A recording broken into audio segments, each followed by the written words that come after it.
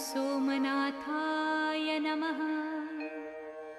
ॐ मल्लिकार्जुनाय नमः। ॐ महाकालेश्वराय नमः। ॐ ओंकारेश्वराय नमः। ॐ वैद्यनाथाय नमः।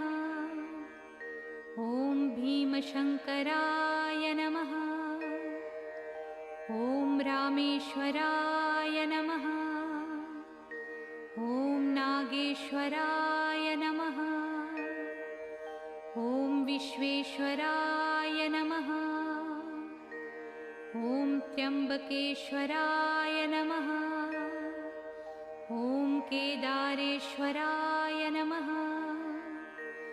ॐ भुस्मेश्वराय नमः।